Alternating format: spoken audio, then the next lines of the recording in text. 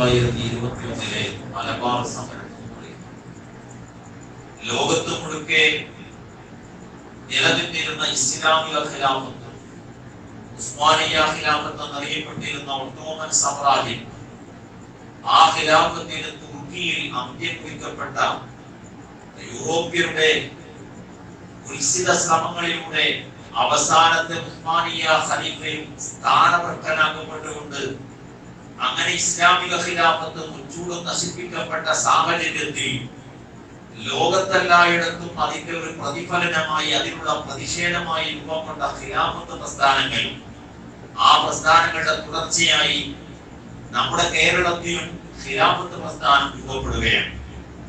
ആ ഖിലാഫത്ത് പ്രസ്ഥാനം രൂപപ്പെടുന്നത് തന്നെ അന്ന് തുർക്കിയിൽ ഇസ്ലാമിക ഖിലാഫത്ത് നശിപ്പിക്കുന്നതിന് വേണ്ടി നേതൃസ്ഥാനം വഹിച്ച ബ്രിട്ടനടക്കമുള്ള യൂറോപ്യൻ രാജ്യങ്ങളോടുള്ള പ്രതിഷേധത്തിന്റെ ഭാഗമായാണ്. ആ ബ്രിട്ടനോടുള്ള വിരോധം ഇന്ത്യയിലെ മുസ്ലിമീങ്ങൾ, വിശേഷിച്ച് മലബാറിലെ മുസ്ലിമീങ്ങൾ ഈ രാജ്യം ഭരിച്ചുകൊണ്ടിരിക്കുന്ന അന്നത്തെ ബ്രിട്ടീഷുകാരോട് ആ ഒരു വിരോധം സ്വാഭാവികമായി ഉണ്ടാവും എന്നതിൽ സംശയമില്ലല്ലോ. ആ ഒരു വിദ്വേഷവും അവരോടുള്ള വെറുപ്പും ഈ രാജ്യം സ്വാതന്ത്ര്യം നേടുന്നതിന് വേണ്ടിയുള്ള സമരങ്ങൾ കൊണ്ടുവരികൊണ്ടിരിക്കുന്ന സമയത്ത് നമ്മുടെ രാജ്യത്തിന്റെ സ്വാതന്ത്ര്യ സമരനായകനായിരുന്ന ഗാന്ധിജിയുടെ നിർദ്ദേശപ്രകാരം ആ ഖിലാഫത്ത് സമര നേതാക്കൾ മലബാർ സമരം എന്ന രൂപത്തിൽ ഈ നാട്ടിൽ ഭരിച്ചുകൊണ്ടിരിക്കുന്ന ബ്രിട്ടീഷുകാർക്കെതിരെ സമരം നയിക്കുകയാണ്. ആ സമരത്തിന് അന്ന് നേതൃത്വം നൽകിയിരുന്നത് നെല്ലിക്കുത്തിലെ ആലു മുസ്ലിയാരും വാരിയൻകുന്നൻ കുഞ്ഞഹബാദിയും അടങ്ങുന്ന ആ ധീര സമര സേനാനികളായിരുന്നു. ആ സമരത്തെ അന്ന് ബ്രിട്ടീഷുകാർ നശിപ്പിച്ചത് അല്ലെങ്കിൽ പരാജയപ്പെടുത്തിയത് എങ്ങനെയാണെന്ന് ഇവിടെ ഇരിക്കുന്ന നമുക്കാർക്കും പറഞ്ഞു തരേണ്ട ആവശ്യമില്ല.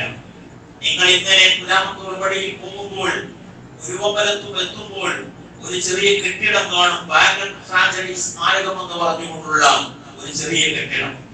ആ കെട്ടിടം എന്ന് പറയുന്നത് നമ്മുടെ പൂർവികരായിരുന്ന മലബാർ സമരത്തിൽ പങ്കെടുത്ത മാപ്പിളമാരെ, അന്നത്തെ ബ്രിട്ടീഷുകാർ ആ മുസ്ലിമുള്ള മാപ്പിളമാരെ ഇവിടെ നിന്ന് കണ്ടുകെട്ടിക്കൊണ്ട് പിടിച്ചടക്കിക്കൊണ്ട് ഇവിടെ നിന്ന് അവരെല്ലാം അറസ്റ്റ് ചെയ്തുകൊണ്ട് തിരൂരിലുള്ള കോയമ്പത്തൂരിലേക്ക് പുറപ്പെടുന്ന ട്രെയിനിൽ കയറ്റിക്കൊണ്ട് ഒരു ബോഗിയിൽ അഥവാ സിമന്റുകൾ അടക്കമുള്ള അങ്ങനെയുള്ള കോച്ചിൽ വാഗണിൽ കുത്തി നിറച്ചുകൊണ്ട് ഒരാൾക്ക് പോലും ശ്വസിക്കാനുള്ള ഒരു ചെറിയ ദ്വാരം പോലും ഇല്ലാത്ത ചരക്കുകൾ കൊണ്ടുപോകുന്ന ട്രെയിനിൽ നൂറുകണക്കിന് ആളുകളെ കുത്തി നിറച്ചുകൊണ്ട് ആ മനുഷ്യരെ കോയമ്പത്തൂരിലേക്ക് ട്രെയിനിൽ നാടുകടത്തുകയാണ്.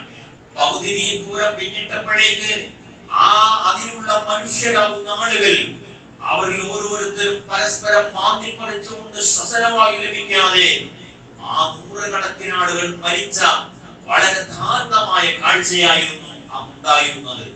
അങ്ങനെ മലബാർ സമരത്തിന്റെ ഭാഗമായി വാഗൺ ട്രാജഡി ദുരന്തത്തിലടക്കം അതേപോലെ സമരം നയിച്ച നമ്മുടെ ഏറനാടിന്റെയും വള്ളുവനാടിന്റെയും ഈ മലബാറിന്റെ വിവിധങ്ങളായ പ്രദേശങ്ങളിൽ ബ്രിട്ടീഷുകാരന്റെ വെടിയേറ്റുള്ള മാപ്പിളമാരെയാണ്, 387 നമ്മുടെ പിതാക്കളാകുന്ന സമരനായകന്മാരെയാണ് ഇന്ന് കേന്ദ്രം ഭരിക്കുന്ന ഭരണകൂടം ആ സേനാനികളുടെ സ്വാതന്ത്ര്യ സമര സേനാനികളുടെ പട്ടികയിൽ നിന്ന് വലിച്ചു ചീട്ടിക്കൊണ്ട് ചരിത്രം മാറ്റുവാൻ ശ്രമിക്കുന്നത്. സഹോദരന്മാരെ, ഈ വിഷയം പറയുമ്പോൾ വൈകാരികമായി തന്നെ നമുക്കത് പറയേണ്ടി വരും.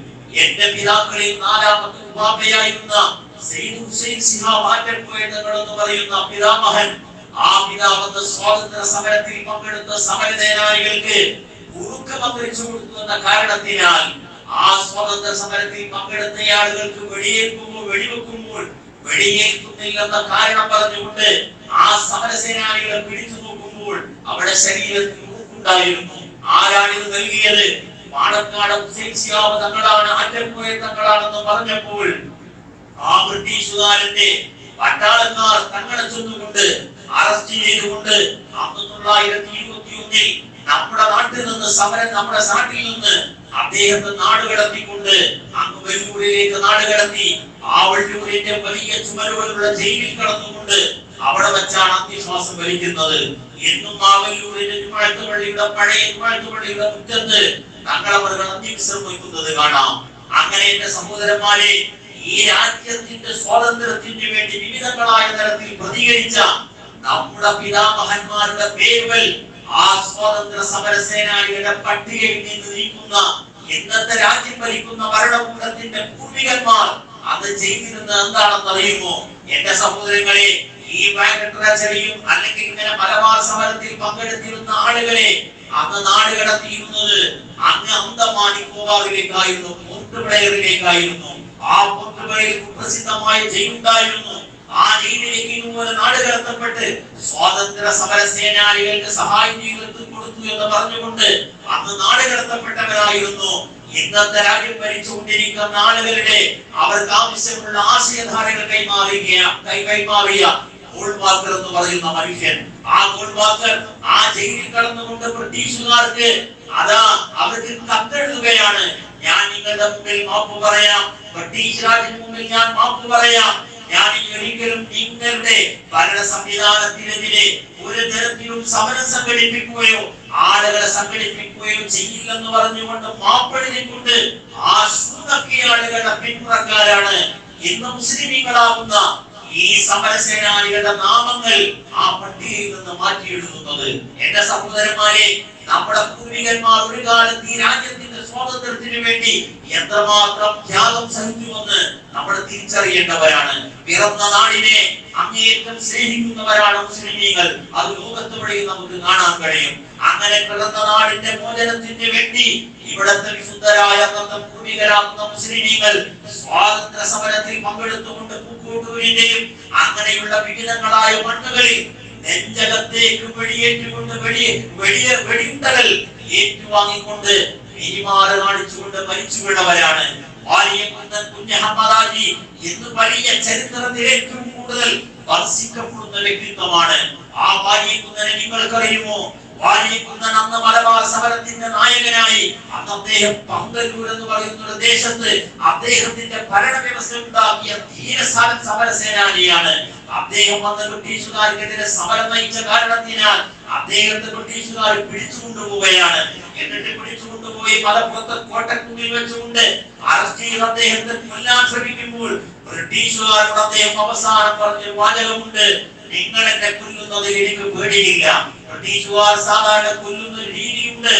ആ കൊല്ലപ്പെടുന്ന ആരെയാണോ വെടിവെച്ച് കൊല്ലുന്നത് അദ്ദേഹത്തിന്റെ കണ്ണിൽ കറുത്ത പട കെട്ടിക്കൊണ്ട് അങ്ങനെയാണ് വെടിവെച്ച് കൊല്ലാറുള്ളത്. കാരണം അങ്ങേയറ്റത്ത് ഒരു വലിയ രക്തത്തിന് സാക്ഷിയാകാൻ കഴിയാതെ വിഷമിക്കേണ്ട എന്ന് കരുതി. പക്ഷേ ഞാനൊരു മാപ്പിള പോരാളിയാണ്, എനിക്കൊന്നേ പറയാനുള്ളൂ, എന്റെ കണ്ണിൽ നിങ്ങൾ ഒരു കറുത്ത സീരയും കെട്ടേണ്ടതില്ല, നിങ്ങൾക്ക് ധൈര്യം കൂടെ വെടിവെച്ചു കൊല്ലാം എന്ന് പറഞ്ഞുകൊണ്ട് ഭീമാട് കാണിച്ചുകൊണ്ട് മലപ്പുറത്തിന്റെ കോട്ടക്കുന്നിൽ വീരശഹീദായി വൃത്തിവരിച്ച ആ പൂർവികന്മാരുടെ പാരമ്പര്യമുള്ള മുസ്ലിമീങ്ങൾക്ക് രാജ്യത്തിന്റെ സ്നേഹം പഠിപ്പിക്കേണ്ടതില്ല, നമുക്കാർക്കും ഈ രാജ്യത്തിന്റെ പാരമ്പര്യം പറഞ്ഞു തരേണ്ടതില്ല. അത് നമ്മൾ ഓരോരുത്തരുടെയും രക്തത്തിൽ അലിഞ്ഞിട്ടുള്ള മജ്ജയിൽ എഴുതി ചേർന്നിട്ടുള്ള ഒരു വല്ലാത്ത വൈകാരികതയാണ്. എന്റെ സഹോദരങ്ങളെ, അതുകൊണ്ട് നമ്മുടെ രാജ്യത്തിന്റെ ആ ഒരു കഴിഞ്ഞ കാലഘട്ടത്തിലെ സമരനായകരായി വീരമൃത്യു വരിച്ച ആളുകളുടെ ചരിത്രങ്ങൾ പഠിക്കണം. അവരെ നമ്മൾ ഓർമ്മിച്ചുകൊണ്ടിരിക്കണം. നമ്മുടെ പിതാക്കന്മാർ അല്ലെങ്കിൽ നമ്മുടെ അയൽദേശങ്ങളിൽ ജീവിച്ചിരുന്ന ആളുകളാണ് ഈ 387 സമരസേനാനികൾ എന്ന് പറയുന്നത്. നമ്മൾ അവരെ വിസ്മരിക്കാൻ പാടില്ല. ആ വിസ്മരിക്കലാണ് സാമ്രാജ്യത്വം അല്ലെങ്കിൽ ഇന്ന് ഭരിക്കുന്ന ഭരണകൂടം ആഗ്രഹിച്ചുകൊണ്ടിരിക്കുന്നത്. എങ്കിലേ അവർക്ക് ചരിത്രം മാറ്റി എഴുതാൻ കഴിയുകയുള്ളൂ. നമ്മുടെ ഓർമ്മകളാണ് അവരെ പരാജയപ്പെടുത്തുന്നത്. ആ തരത്തിലുള്ള ഓർമ്മകൾ നമ്മുടെ തലമുറയിലും ഈ തലമുറയിലേക്കും കൈമാറുവാനുള്ള ബാധ്യത നമുക്ക് ഓരോരുത്തർക്കും ഉണ്ടെന്ന് മാത്രം ഓർമ്മപ്പെടുത്തിക്കൊണ്ട് ഞാൻ അവസാനിപ്പിക്കുകയാണ്. സഹോദരന്മാരെ, നമ്മുടെ SBS യൂണിറ്റ്